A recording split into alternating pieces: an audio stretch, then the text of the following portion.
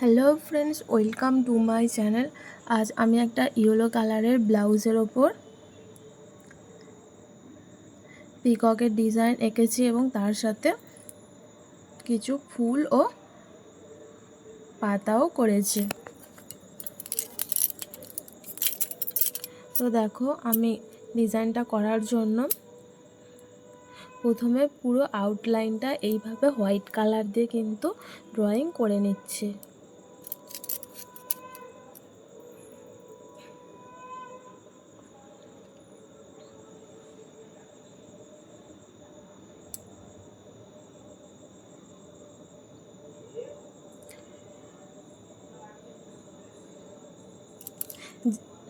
এরপর light blue colour দিয়ে এইভাবে কভার করে নেব।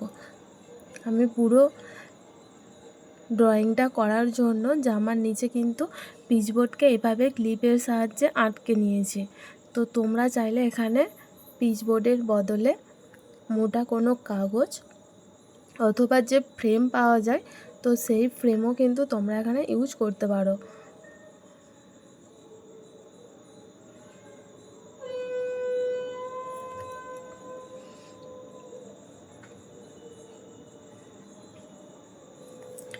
আর তোমরা সবসময় জামার ওপরে কী রঙের ফেব্রিক ব্যবহার করবে সেটা কিন্তু তোমরা যে কালারের জামার ওপরে ডিজাইনটা করছো সেই জামার কালার অনুযায়ী সবসময় চুজ করবে।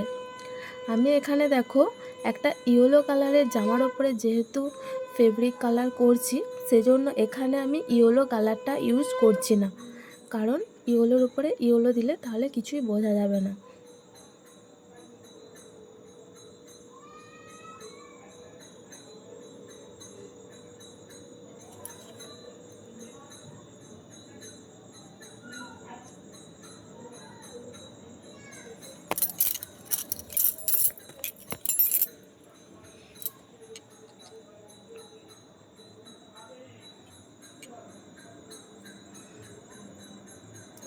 তোমরা যারা ভাবছো যে ফেব্রিক কালার করবে এবং কিভাবে ফেব্রিক কালার কিনবে, কোথা থেকে কিনবে, তো তাদেরকে বলবো তোমরা কিন্তু ফ্লিপকার্ট, অ্যামাজন যে কোনো অনলাইন স্টোরে এই ফেব্রিক কালার পেয়ে যাবে।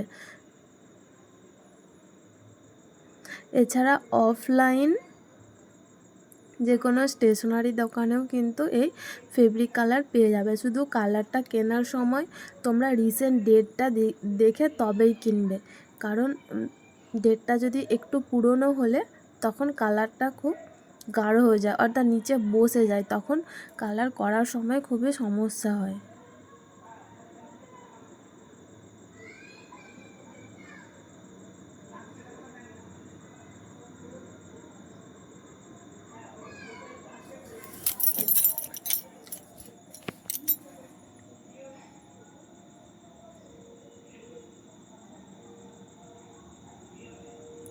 তোমরা এইভাবে রেডিমেড জামা কিনে কিন্তু ফেব্রিকের কালার এইভাবে করতে পারো এবং নিজেরা পরতে পারো, অথবা কাউকে এইভাবে গিফটও কিন্তু করতে পারো এবং যাকে গিফট করবে সেও কিন্তু খুব খুশি হবে, কারণ এখন এই ফেব্রিক ডিজাইনটা কিন্তু এখন খুবই প্রচলিত।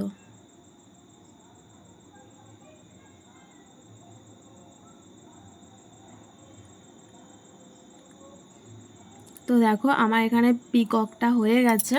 আমি এখানে ফ্লাওয়ার আর পাতাটা এবার কালার করে নেব।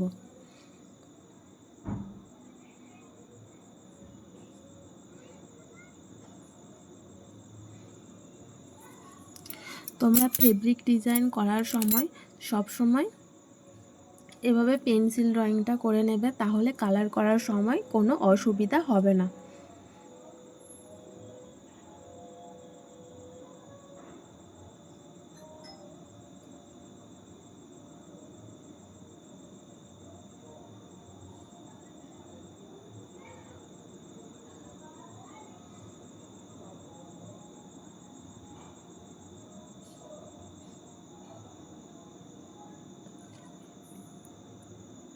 পাতাগুলো এইখানে গ্রিন কালার করেছি, তো তারপর দেখো এইভাবে একদম অল্প হোয়াইট কালার দিয়ে এইভাবে স্প্রেড করে নেবো, তাহলে দেখো পাতাগুলো আরও সুন্দর লাগবে।